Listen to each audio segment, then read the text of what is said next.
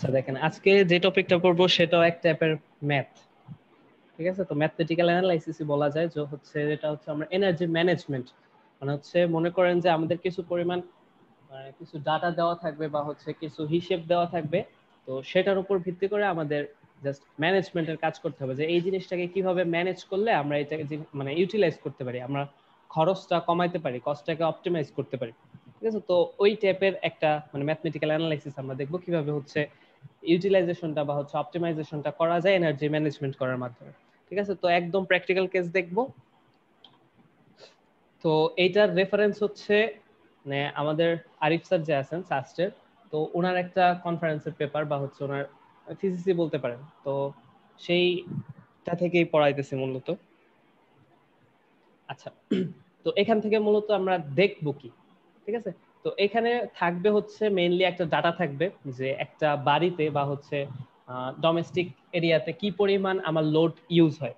ঠিক আছে, তো সেই লোড গুলার মানে ডিমান্ড কত, মানে কত কিলোওয়াটের, তাদের রেটিং কত আছে, তারপরে সেগুলো হচ্ছে আমরা কত আওয়ার ধরে ইউজ করতেছি, তারপর হচ্ছে কত ইউনিট আমার ইউজ হইতেছে পার মান্থে। ঠিক আছে, সেটা তারপর হচ্ছে আমরা কিছু কেস স্টাডি দেখব, মানে হচ্ছে প্রথম কেসে এই অল্টারনেটিভ গুলো ইউজ করলে আমাদের কিরকম অপটিমাইজ হইতেছে, তারপর হচ্ছে আমরা আরেকটা কেস স্টাডি দেখবো যে এইভাবে না করে যদি আরেকটা অল্টারনেটিভে করি তাহলে হচ্ছে আমাদের কিরকম অপটিমাইজেশনটা হচ্ছে, তারপর হচ্ছে আমরা সেখানে মানে কিভাবে করব, কিভাবে অপটিমাইজেশনটা করব।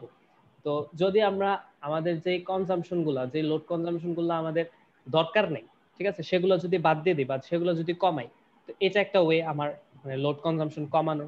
তারপর হচ্ছে আমার যে এক্সট্রা ট্যারিফ আছে, ট্যারিফ বলতে হচ্ছে আমাদের যেই রেটে আর কি আমাদের মানে বিলিংটা করা হয়, বিলিং সিস্টেম সোজা কথায়। ঠিক আছে, তো আমরা যদি এক্সট্রা ট্যারিফ গুলো অ্যাভয়েড করতে পারি, এই যে মানে এক্সট্রা যে লোড আছে সেগুলো যদি আমি কম ইউজ করে এক্সট্রা ট্যারিফটা যদি কম মানে কম্পেনসেট করি, তাহলে হচ্ছে আমাদের বিলটা কম আসে। ঠিক আছে, এইভাবে আমি অপটিমাইজ করতে পারি। তারপর হচ্ছে আমরা বিভিন্ন অল্টারনেটিভ থেকে তারপর ডিসিশন নিতে পারি যে কোনটা বেশি ফিজিবল, মানে আমার কোনটা ইউজ করলে আমার বেশি অপটিমাইজ হচ্ছে, কোনটা ইউজ করলে আমার খরচটা কমে আসতেছে। ঠিক আছে, আর তারপরে লাস্টে আমরা আরেকটা জিনিস দেখবো যে গ্রিন সলিউশন, মানে হচ্ছে জাস্ট মানে একটা সাস্টেইনেবল ওয়ে দেখবো, যেখানে হচ্ছে আমরা মানে সোলার পাওয়ারের উপরে আমরা বেশি মানে ফোকাস করব। তো সোলার পাওয়ার ইউজ করে মোটামুটি আমরা কিভাবে এই জিনিসগুলো সলভ করতে পারি, বা হচ্ছে এই যে আমার এক্সট্রা যেই লোড যে কনজাম্পশন আছে সেটা যদি আমরা সোলার পাওয়ার দিয়ে সাপোর্ট করতে পারি, তাহলে হচ্ছে কি রকম ভাবে জিনিসগুলো করা যাবে, বা হচ্ছে কিভাবে আমাদের এই মানে বেশি যেই কনজাম্পশনটা আছে সেটাকে কিভাবে আমরা সাপোর্ট করতে পারি। তো এইগুলোই হচ্ছে আমাদের মেইনলি এই স্লাইডের এজেন্ডা। তো দেখেন, এটা হচ্ছে আমার কেস স্টাডি 1, এবং এখানে কিছু ডাটা দেওয়া আছে। ঠিক আছে, তো মনে করেন যে একটা বাসা বলতে পারেন। ঠিক আছে, তো এই বাসায় দেখেন মোটামুটি কি টাইপের ইলেকট্রিক্যাল ডিভাইস ইউজ হয়েছে সেটার মূলত মানে রাফ একটা হিসেব দেওয়া আছে। ঠিক আছে, তো মনে করেন যে আমার এখানে ফ্যান আছে, কিছু ইনক্যান্ডেসেন্ট লাইট আছে, ফ্লোরোসেন্ট বাল্ব আছে কিছু, তারপর হচ্ছে refrigerator, laptop, LCD TV, pump, desktop, vacuum cleaner, মানে বাসায় যা যা থাকে আর কি। ঠিক আছে, তো এবং এগুলার রেটিংও দেওয়া আছে, তো কোনটা রেটিং কিরকম সেটা দেওয়া আছে, এবং কোনটার কোয়ান্টিটি কত। ঠিক আছে, মানে কয়টা করে ইউজ করতেছি আমি, ফ্যান 4টা, লাইট ইনক্যান্ডেসেন্ট লাইট 2টা 2টা 4টা, ফ্লোরোসেন্ট লাইট 6টা। ঠিক আছে, তো এরকম কোয়ান্টিটি দেওয়া আছে, এবং টোটাল কত ওয়াট ঠিক আছে আমার লোডে কনজাম্পশন হচ্ছে। তো এই টোটাল ইন টোটাল একটা হিসেব দেওয়া আছে, এবং এটা আমি সামেশন করলে কত পাচ্ছি, দেখা যাচ্ছে যে প্রায় 3000 ওয়াট বা হচ্ছে 3 কিলোওয়াট অ্যাপ্রক্সিমেটলি। তো 2955, এটাকে আমরা প্রায় 3 কিলোওয়াট বলতে পারি। ঠিক আছে, তো আমার টোটাল কনজাম্পশন হচ্ছে 3 কিলোওয়াট।